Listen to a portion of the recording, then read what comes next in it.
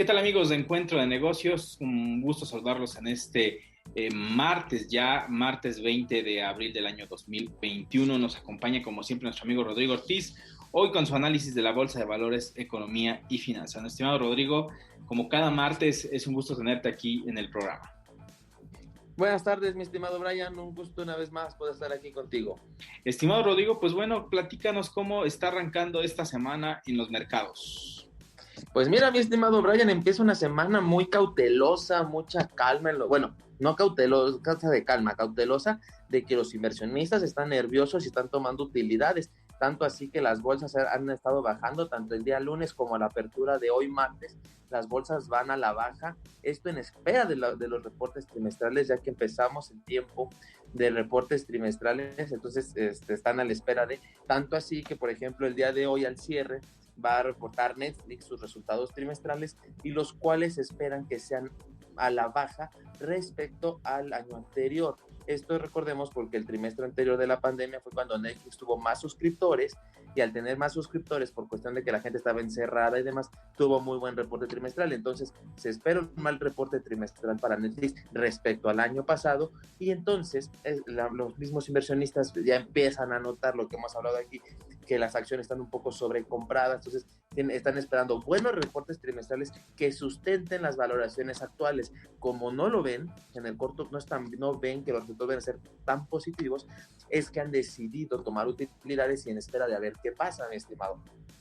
Así es, estimado. Bueno, ese es un momento que habíamos comentado en algún momento aquí en el programa. Está comenzando esa toma de utilidades y pues bueno, habrá que también que esperar cómo vuelve nuevamente esta retorno de inversión, si verdaderamente existe esa confianza, permanece o literalmente pues nada más fue como que aprovechar el momento y el boom que se tuvo durante todo este año. Así es, mi estimado, incluso nosotros hablábamos que había una desconexión entre las bolsas y la economía, pues la semana pasada, el día jueves de la noche, que era viernes en la mañana, en Asia, China reportó su PIB trimestral y el cual comparado contra el año pasado subió 18%, mi estimado, un crecimiento de 18% este mismo trimestre, o sea, primer trimestre 2020 contra primer trimestre 2021 fue 18% arriba, mi estimado, impulsado porque por el comercio, la confianza del consumidor, la gente estaba gastando más en China. Recordemos que China realmente su dolor económico fue a finales del cuarto trimestre de 2019 y lo que fue el primer trimestre de 2020. Entonces China después de ahí empezó a recuperarse, fue el primero en salir, su ola de contagios ya no se aceleró tanto y demás. Y entonces China ahora con este buen resultado de 18%,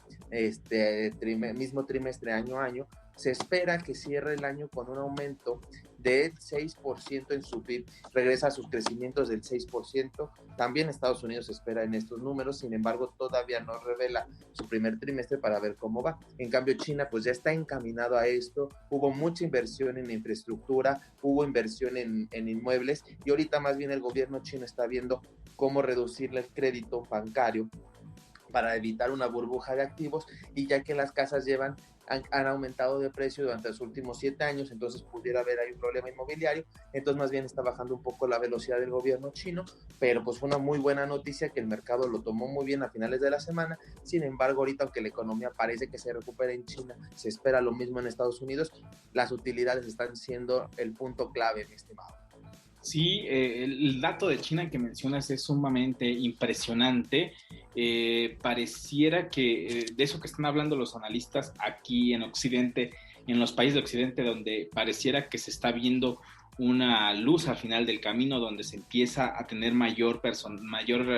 ciudadanos vacunados en varias partes del continente, específicamente en Estados Unidos, donde hay una demanda reprimida, donde se espera que cuando ya se aperture totalmente la economía, salgan pues a comprar más con los paquetes de estímulo que muchos ciudadanos de Estados Unidos han guardado, muchos no han gastado y han ahorrado ese dinero o lo han invertido. ¿Crees que podamos ver alguna característica similar a lo que está pasando con China, un repunte de la economía en Estados Unidos a ese nivel, a ese porcentaje, al menos para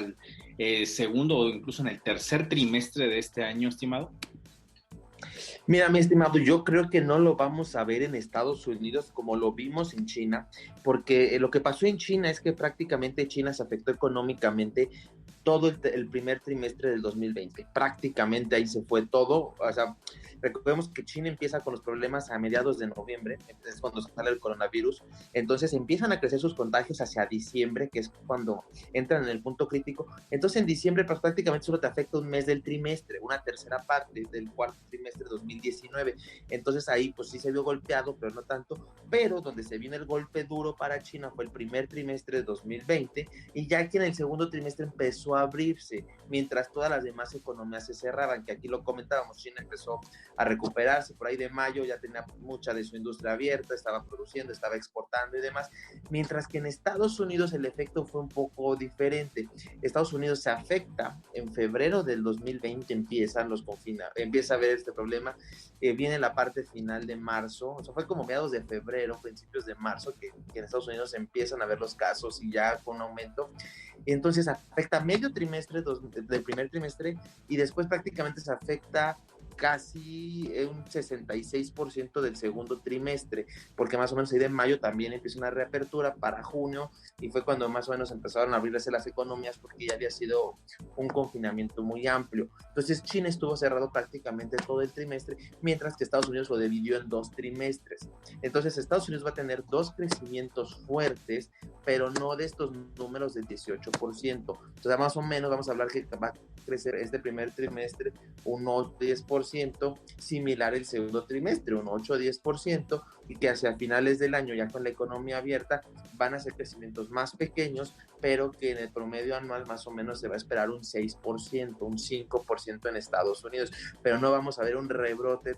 de PIB tan alto como fue con China. México sí pudiéramos entrar un poco, porque tuvimos muy mal primero y segundo trimestre, entonces México sí pudiera tener un rebote de PIB de estas magnitudes, si la economía sí se logró desarrollar de manera adecuada. Sí, creo que pues estamos viendo un síntoma de China que prácticamente es como un segundo despertar del gigante asiático, porque después de vivir y estar bajo asedio en la pandemia, que a parecer fue el epicentro, o al menos fue donde salió o nació el virus y se esparció por todo el mundo, pareciera que ha sabido cómo sobrellevarlo. Aquí caben muchas dudas, Timo. Creo que valdría la pena en otro análisis hacerlo más profundamente sobre verdaderamente qué pasó en China, porque hemos visto que en todo el mundo el comportamiento de la enfermedad ha sido similar, en algunos lugares más intenso que otro debido al nivel poblacional. Y lo cierto es que China es el país con la mayor población de todo el mundo, más de 1.300 millones de habitantes, y el pensar que a pesar de sus estrictos confinamientos, porque prácticamente sitiaban ciudades totalmente, valdría la pena ver qué fue lo que sucedió en China desde un inicio de la pandemia, y saber que pues todo esto que sucedió o todo lo que sabemos al menos ha salido a la luz pública es verdad, o hay algo detrás. Si fue algo que prácticamente pues tuvo alguna consecuencia mayor y no lo sabemos. Y pues bueno, también vemos que China ha sabido aprovechar todos estos momentos oscuros. El año pasado, cuando el precio del petróleo estaba en números negativos, aprovechó para acaparar petróleo. No había ni siquiera espacio donde almacenarlo, porque los buques estaban en los puertos de China esperando espacio. Pero vemos que ahora que todo está totalmente pues cobrando la normalidad, al parecer los chinos pues han sabido cómo administrar sus recursos, y supieron en el momento en que todos estaban cerrados, pues ellos se mantenían abiertos, y eso pues parece que está cobrando resultados sumamente positivos, estimado. Y viendo lo que pueda pasar con Estados Unidos, yo no veo a un Estados Unidos que pueda recuperarse pronto, y menos con un Joe Biden que está pues a punto de tener este acercamiento que tiene sobre seguir imprimiendo dinero, sobre su plan ambicioso de infraestructura, pero que al mismo tiempo no vemos claro si va a salir de un aumento de impuestos o si van a imprimir dinero otra vez. Así es, estimado. Sí, la verdad, China tuvo un muy buen plan, que sería muy bueno analizarlo pasado el tiempo, de qué hizo China bien ante la pandemia, porque también evitó varias olas de recontagios, evitó bastantes situaciones que en otras partes del mundo se siguen viviendo. China prácticamente está muy controlada, también pues tiene que ver con el régimen del gobierno y demás. Pero sí, sería muy padre, muy interesante, estimado, hacer un análisis más profundo para llegar a esta parte de ver qué cosas bien hizo China y en qué se equivocó el resto del mundo, mi estimado. Así es, estimado, algo sumamente interesante, estimado. Y pasando a hablar sobre la Liga de Campeones, una noticia que llama la atención, estimado. Precisamente ayer se hablaba sobre este tema. Así es, mi estimado. Yo creo que la noticia de la semana en el mundo está haciendo esto de la Superliga que se quiere crear en Europa entre los equipos más poderosos. No lo vamos a tocar en términos de fútbol porque este no es el programa. Lo quiero tocar en términos económicos, lo que ha representado esta noticia que se suelta el fin de semana para equipos de fútbol y para que veamos el impacto que esto está teniendo. Pues bueno, mira, mi estimado, si nos vamos directo a la bolsa, hay varios equipos que cotizan en bolsa. Entre ellos hay 2 que van a participar en esta Superliga, que es tanto la Juventus como el Manchester United. Ambos, el día lunes, mi estimado, tuvieron brincos económicos, donde la Juventus ganó 18% solo por el hecho de esta noticia de la Superliga, mientras que el Manchester ganó 10%. Pues estamos hablando de retornos impresionantes en un día. Hoy martes abren ligeramente a la baja con 4% abajo promedio cada uno. Hubo un equipo que no está confirmado para la Superliga, que es el Borussia Dortmund, pero todo el mundo especula que va a estar, y el cual también cotiza en bolsa, y también tuvo una subida del 8% el día lunes, mi estimado. Hoy se une a la baja del 4%, pero estamos viendo subidas bastante altas por los resultados que se espera que esta Superliga pueda traer en términos económicos para los equipos de fútbol. Un poco aquí revisando, vemos que esta Superliga estará financiada por JP Morgan con 4.5 billones de dólares, los cuales serían pagaderos a 23 años en una tasa del 2 y 3%. No es información oficial, es lo que se está especulando. Y es muy interesante porque JP Morgan ha estado participando en varias transacciones financieras de equipos europeos en los últimos años. Tuvo que ver cuando la familia Glazer de Estados Unidos compró al Manchester United en el 2003, cuando el Manchester United decide salir a bolsa, también fue a través de JP Morgan, fueron los encargados de levantar deuda para la remodelación que se está dando actualmente en el Santiago Bernabéu, ayudaron a equipos que van a participar en la liga como el Inter de Milán y otro que no está confirmado, que es la Roma, a levantar deuda ahora en tiempos de pandemia, ayudaron a una familia a comprar un equipo en la Serie A de Italia. Entonces JP Morgan se está metiendo mucho en el negocio financiero y lo vemos con estos números, y por eso le va a costar tanto a la Superliga con este crédito tan alto que les va a dar para iniciar. Sin embargo, la UEFA ya está reaccionando y está proponiendo, y se acercó a otro banco, mi estimado, a Centrus Asset Management, en el cual está ofreciendo Centrus Asset Management un financiamiento a la UEFA por 7 billones de dólares, con lo cual con esos 7 billones de dólares la UEFA pretende retener a estos equipos que están armando la Superliga. Entonces estamos viendo que en el término económico, mi estimado, se volvió un pleito entre el club de Toby contra todos, y entonces estamos viendo que ahora sí que vamos a hacer una subasta a ver quién paga más por los equipos para ver el fútbol, mi estimado. O sea, vemos cómo movieron la bolsa, están moviendo los mercados, los financiamientos. O sea, realmente esta industria del fútbol es muy grande, acaban de destaparla y es un pleito de a billetazos, mi estimado. Sí, pareciera, bueno, siempre el fútbol ha sido una industria que ha generado miles de millones de dólares a nivel mundial, y ahora llama la atención que grandes casas de inversión como JP Morgan estén interesados en la liga. Seguramente es porque, bueno, no conozco mucho de fútbol, pero seguramente es una de las más rentables del mundo, y creo que, pues bueno, es la intención de ir diversificando la forma también de buscar inversiones en otros rubros, porque sí es un gran negocio. O sea, y creo que es uno de los negocios también que de los más golpeados durante todo este año, estimado, durante la pandemia. Los estadios estaban cerrados,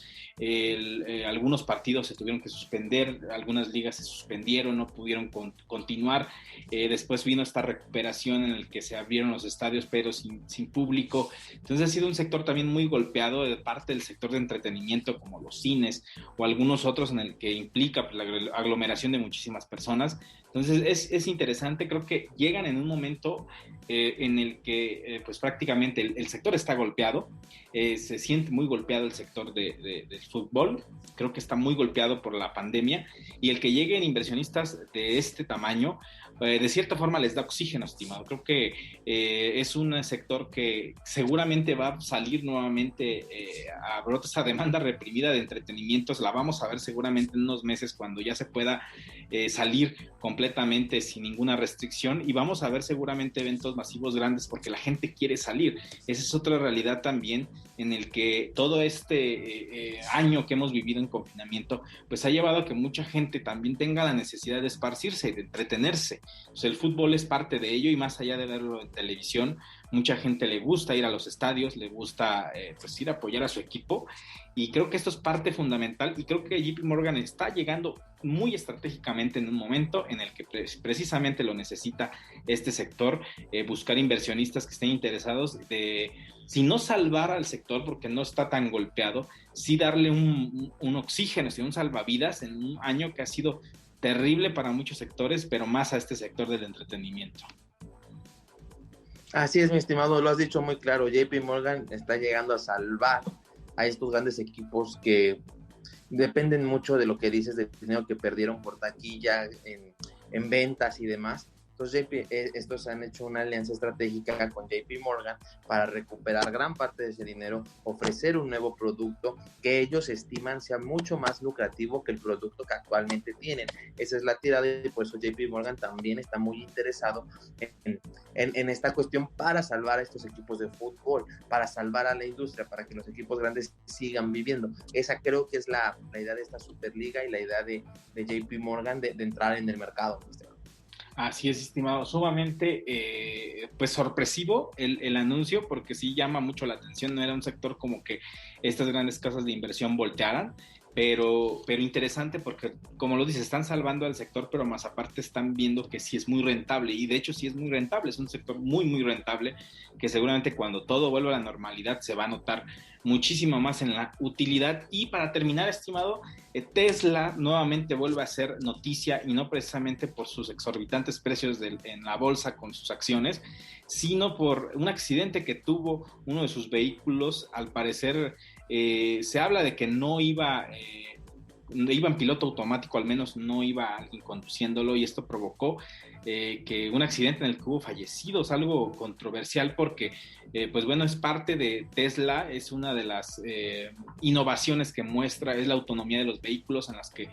puedas ir sin conducirlos, que se conducen solos, y pues ponen aprietos a la compañía nuevamente, en el que todavía no están 100% seguros estos vehículos, y que la autonomía de ellos pues pone en duda incluso a que esta tecnología pueda ser 100% confiable. La tecnología no tiene palabra de honor, la tecnología falla, y es algo que siempre pasa, y esto cada vez se va a ver más común, o bueno, van a empezar a salir, porque cada vez hay más carros Tesla en la calle. Entonces, mientras estén en piloto automático, van a empezar a ver estas fallas y se van a ir corrigiendo poco a poco, pero pues primero ocupas probarlo para que salgan las fallas, y lo más lamentable es el costo de las vidas humanas, que al final son vidas humanas que están en riesgo por esta tecnología que está fallando, que todavía no es 100% confiable. Y entonces es ahí donde creo que viene el problema, mi estimado. Esto a Tesla le costó un 4% en bolsa, o sea, es un golpe duro, porque realmente muchas, lo que decíamos, pues le interesa esta tecnología de carros autónomos y ecológicos, pero pues si fallan, pierden todo su valor. Entonces Tesla tiene que ponerse muy al pendiente de encontrar esa falla, solucionarlo lo antes posible, cambiar la programación, todo lo que sea necesario para que esté bien, mi estimado. Entonces eso creo que es lo que Tesla tiene que hacer: corregir, salir a dar unas disculpas, indemnizar a la gente y corregir el error para que sus precios de acción no se vengan afectados, como si fue este primer día en lo que salen las investigaciones, un golpe duro de 4%. Así, estimado, 6,000 millones de dólares se evaporaron en un solo día en la bolsa por este incidente que sin duda alguna, bueno, es que son autos de tecnología de punta que son totalmente autónomos, aparte de las baterías de larga duración, etcétera. Los autos inteligentes que ofrece Tesla, pues son muy atractivos para el mercado, pero de cierta forma estos accidentes que surgen, pues bueno, forman parte de la incertidumbre que puede forjar en un mercado que es totalmente nuevo, pero bueno, esperemos que pues como todo vehículo, incluso toda máquina llega a fallar. Si lo podemos ver en estadísticas, seguramente la estadística es muy baja, o sea, de cuántos accidentes hay de vehículos autónomos en todo el mundo, de todos los que hay, seguramente el porcentaje es sumamente bajo y entra en un rango que podría considerarse normal. Tampoco van a ser máquinas que sean perfectas, pero pues bueno, el mercado a veces no entiende eso y seguramente lo castigarán de alguna forma, estimado. Se vuelve como los aviones, estimado, que un accidente es muy aparatoso, o sea, es más fácil chocar, pero pues cuando un avión se cae se vuelve noticia mundial y entonces son noticias aparatosas. Creo que esa es la definición correcta que decías, estimado. Sí, y creo que en eso que mencionas, incluso un accidente de avión puede llevar a la quiebra una aerolínea. Entonces habrá que ver que Tesla también puede tener no la misma suerte que una aerolínea, pero sí estos golpes duros de un pequeño accidente, pues sí lo van a hacer tambalear hoy y dentro de 30 años, estimado, porque se va a volver como lo comentas con los aviones, que según no pasa comúnmente un accidente de avión y cuando sucede, y si sucede por alguna situación que fue un error humano o alguna otra cuestión en la que la aerolínea tuvo problemas, se muere la marca y se acaba la aerolínea. Entonces yo creo que también Tesla debe de entender que ese mercado que está abarcando, que busca 100% seguridad, seguramente lo va a castigar en el mercado en su momento cuando lleguen a pasar estas situaciones. Estimado Rodrigo, pues como siempre un gusto tenerte aquí en Encuentro de Negocios como cada semana y pues nos escuchamos la próxima en radio y a través de nuestro podcast. Muchas gracias, estimado. Hasta la próxima.